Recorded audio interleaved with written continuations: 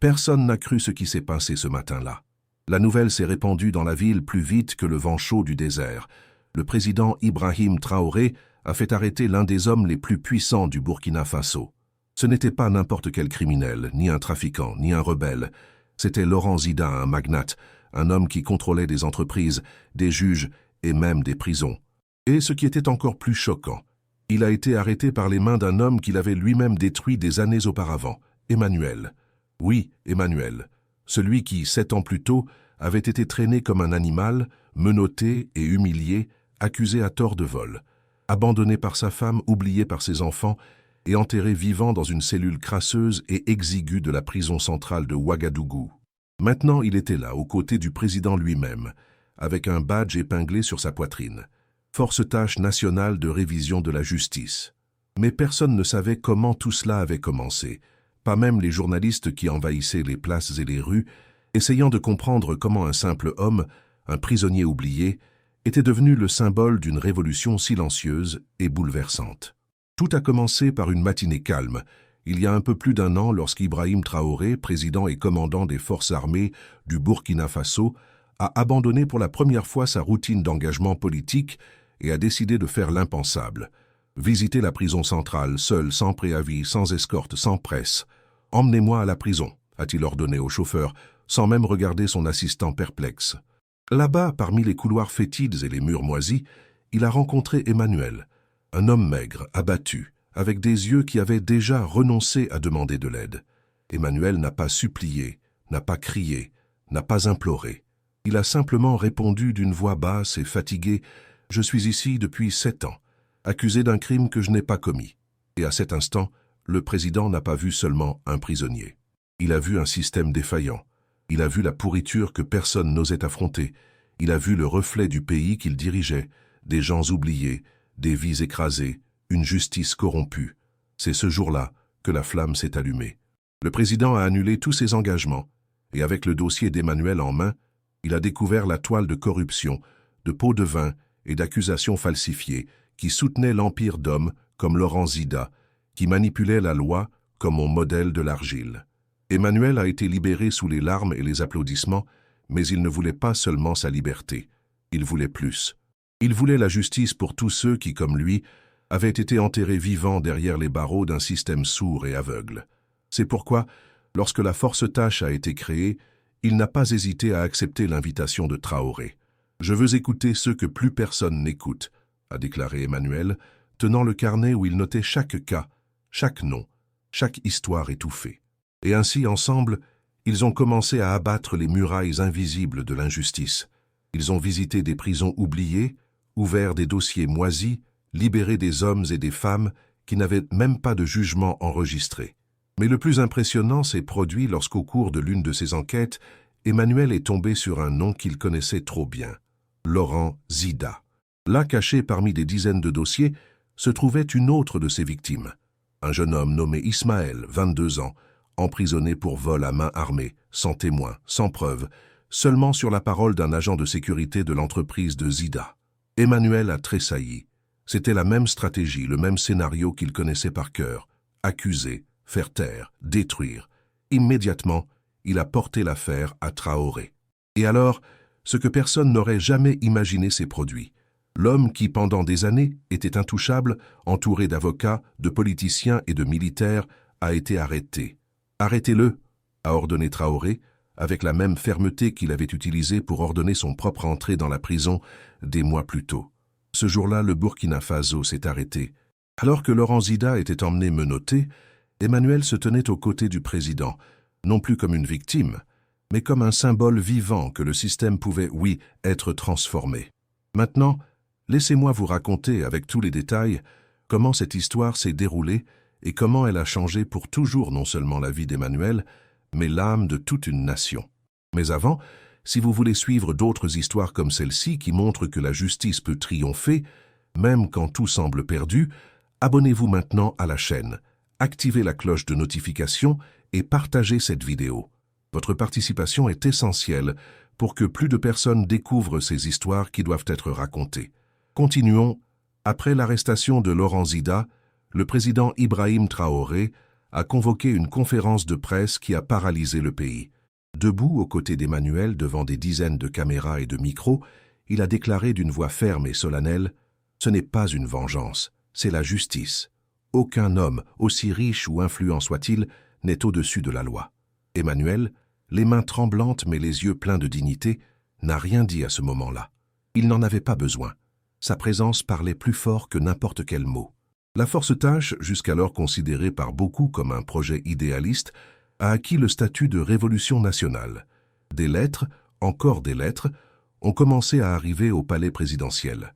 Des mères suppliant pour la révision du cas de leurs enfants, des épouses demandant des nouvelles de maris disparus depuis des années, d'anciens prisonniers se proposant comme volontaires pour aider à la révision des dossiers. Emmanuel lisait chacune d'elles avec le même soin qu'il mettait à noter les noms dans son carnet. Chaque lettre, chaque mot, chaque larme écrite à la main renforçait sa conviction que sa mission ne faisait que commencer. Et ainsi, l'opération Lumière de la justice a été élargie.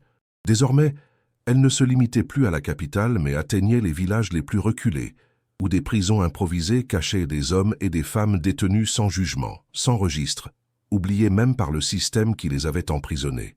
Au cours de l'une de ses visites, Emmanuel a rencontré Jacques, un homme emprisonné depuis plus de 12 ans pour suspicion de vol de bétail. Aucune preuve, aucun jugement, aucune visite. Juste lui, sa cellule et l'oubli. En regardant Jacques dans les yeux, Emmanuel s'est revu 7 ans plus tôt dans la même cellule froide et humide. « Je crois en vous », a-t-il dit, répétant les mots que Traoré lui avait dit le jour où sa vie avait changé pour toujours. Et ainsi, une autre chaîne a été brisée.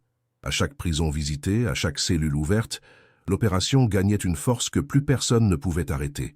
Ce n'était plus seulement une mission officielle, ce n'était plus un décret présidentiel.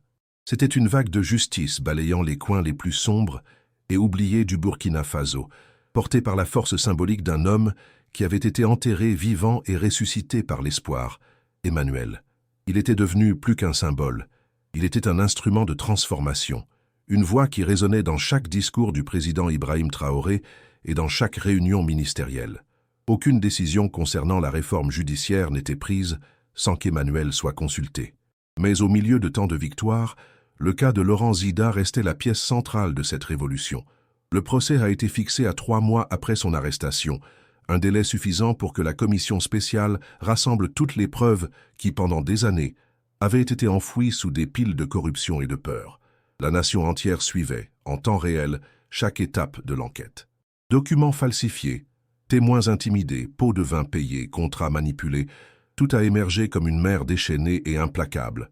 Emmanuel suivait tout de près, mais une inquiétude le rongeait. Et les autres victimes?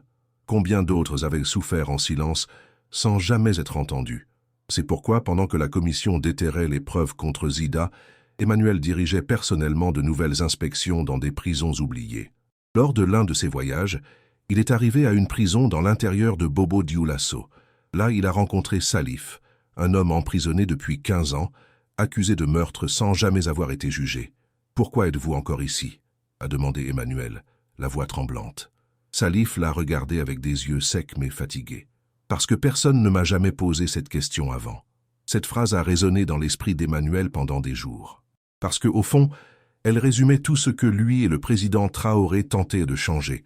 Un système qui n'a jamais posé de questions, n'a jamais écouté, ne s'est jamais soucié. Pendant ce temps, à Ouagadougou, le président préparait l'un des discours les plus importants de sa vie. Debout sur le balcon du palais présidentiel, devant des milliers de personnes et des caméras diffusant dans le monde entier, il a déclaré « Aujourd'hui, le Burkina Faso fait un pas que beaucoup considéraient comme impossible. Nous ne permettrons plus que le silence enterre la vérité. Nous ne laisserons plus le pouvoir protéger les coupables et condamner les innocents. L'opération Lumière de la justice est irréversible. Et nous commençons avec ceux qui ont le plus souffert, les oubliés derrière les barreaux. » Emmanuel, assistant au discours depuis l'une des salles du palais, n'a pas pu retenir ses larmes. Ce n'étaient pas des larmes de douleur, mais d'un espoir qui, pour la première fois, ne semblait pas être une illusion. Le jour du procès de Laurent Zida est enfin arrivé. La ville s'est arrêtée. Les écoles ont suspendu les cours. Les commerces ont fermé plus tôt. Le peuple voulait voir de ses propres yeux la justice se réaliser. Dans le tribunal bondé, journalistes, diplomates étrangers et citoyens ordinaires se pressaient pour trouver une place. Emmanuel, assis au premier rang, aux côtés du président, restait silencieux mais attentif à chaque mot, à chaque geste. Zida, menottée avec un air hautain, semblait ne pas croire qu'après des années d'impunité, il était enfin confronté à la justice. Les témoins ont commencé à être entendus. Anciens employés, anciens prisonniers, agents publics, tous racontèrent des histoires effrayamment similaires. Accusations falsifiées, emprisonnements arbitraires, extorsions, menaces. L'un des moments les plus marquants fut le témoignage de Pascal, un ancien agent de sécurité d'une des entreprises de Zida, emprisonné pendant 4 ans accusé de vol. Il m'a forcé à signer une confession. Il a dit que si je ne signais pas, il tuerait ma femme. J'ai signé. Et j'ai passé 4 ans à voir ma vie s'effondrer. Emmanuel a fermé les yeux, retenant ses larmes. C'était la même histoire, la même douleur qu'il connaissait si bien. À la fin du procès, il n'y avait plus de doute. Laurent Zida a été reconnu coupable de multiples crimes, corruption active, falsification de documents, intimidation de témoins, enlèvement et extorsion. La sentence a été lue dans un silence de plomb, 18 ans de prison. Le pays a explosé de joie. Ce n'était pas seulement la chute d'un homme puissant, c'était la victoire de la justice sur la peur. Emmanuel, en quittant le tribunal, a été entouré par les journalistes. Que ressentez-vous, Emmanuel, en voyant l'homme qui a ruiné votre vie enfin condamné? Il a respiré profondément et répondu d'une voix ferme. Je ne ressens pas de haine, je ressens du soulagement et de l'espoir. Parce qu'aujourd'hui, nous avons prouvé que personne n'est au-dessus de la loi.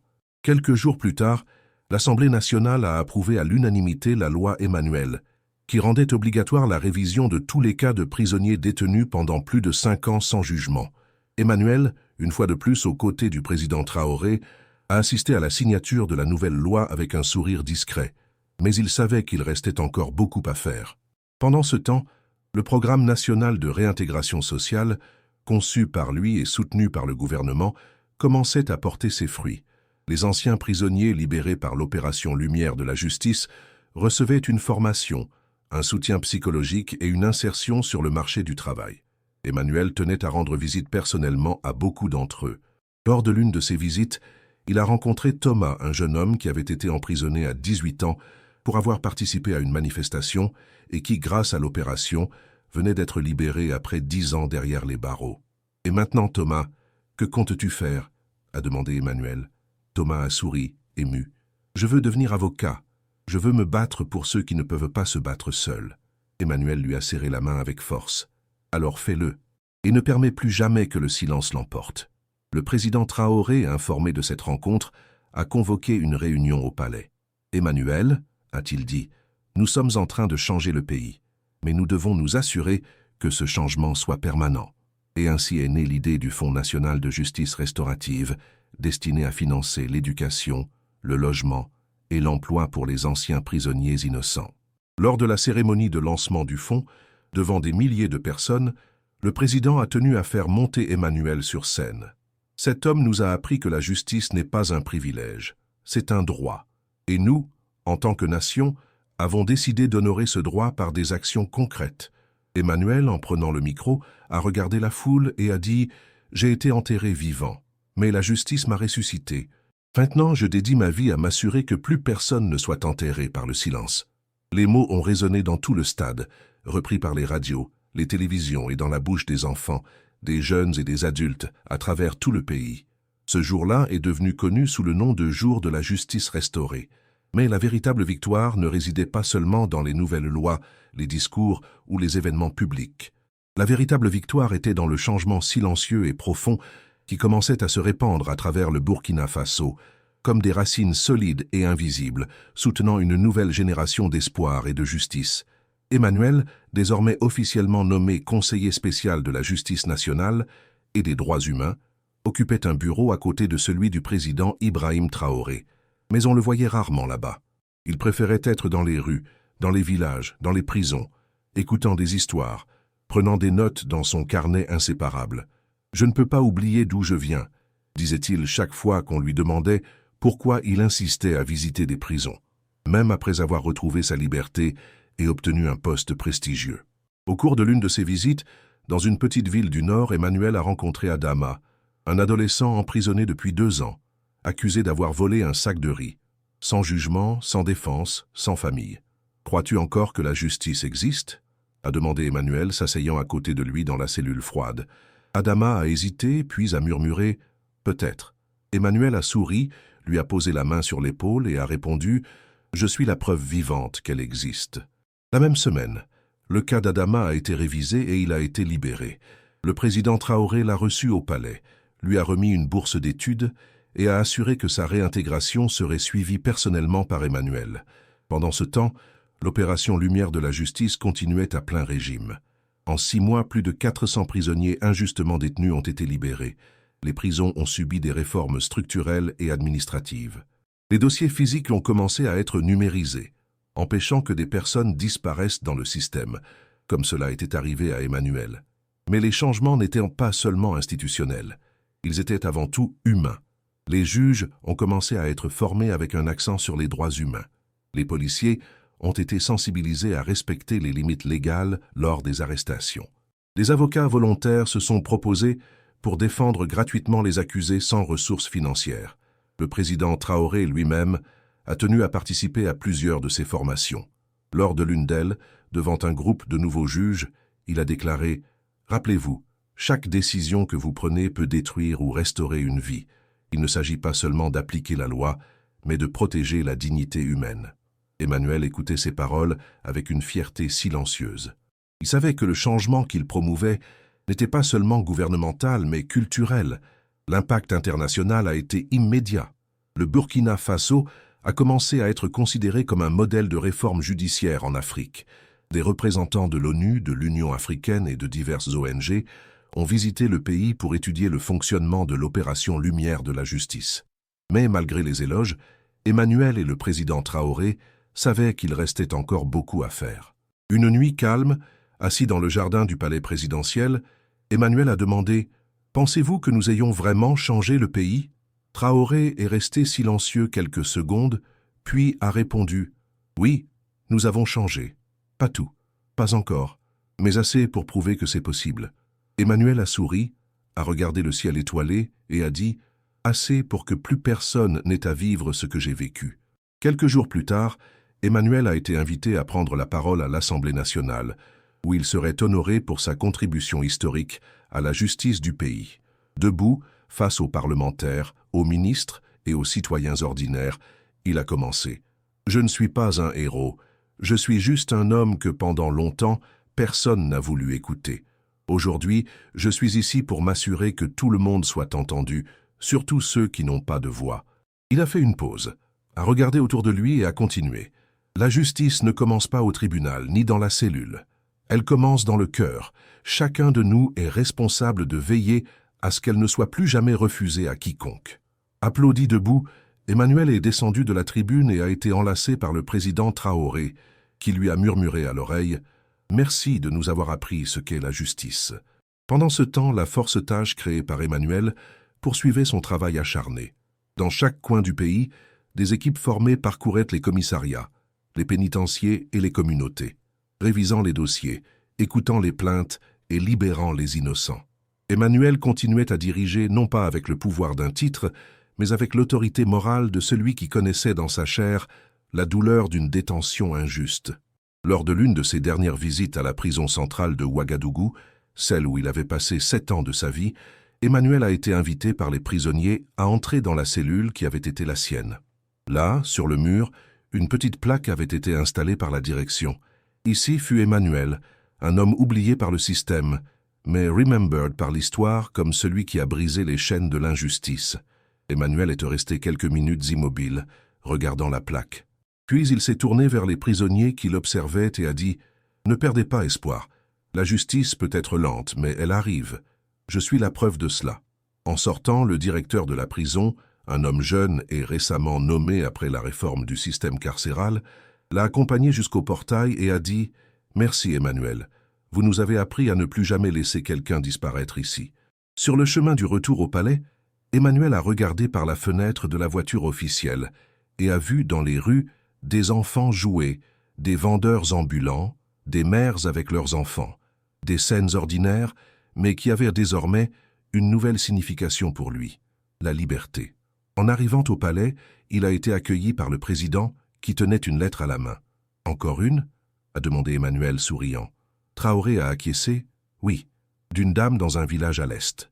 Elle dit que son fils a été emprisonné il y a 8 ans et qu'elle n'a plus jamais eu de ses nouvelles. » Emmanuel a pris la lettre, l'a lue attentivement, l'a rangée dans la poche de sa veste et a dit « Alors, nous avons un endroit où aller. » Le président a souri et a répondu « Comme toujours, la mission n'est pas terminée. » Et ainsi, Emmanuel et Ibrahim Traoré ont continué côte à côte, non seulement comme président et conseiller, mais comme des frères dans la même cause, convaincus que la justice n'est pas une destination, mais un chemin qui doit être parcouru chaque jour.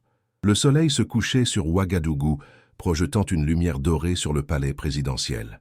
Et là, dans cette scène silencieuse et puissante, se résumait toute l'essence de cette histoire. Un homme autrefois oublié était devenu la mémoire vivante et l'espoir concret d'une nation qui avait enfin appris à écouter les silencieux. Si cette histoire vous a ému et que vous souhaitez soutenir la mission de justice et de vérité, abonnez-vous maintenant à la chaîne, laissez un like, partagez avec vos amis et activez la cloche de notification. Des histoires comme celle-ci doivent être racontées pour ne plus jamais être oubliées. Merci d'avoir regardé et à la prochaine vidéo.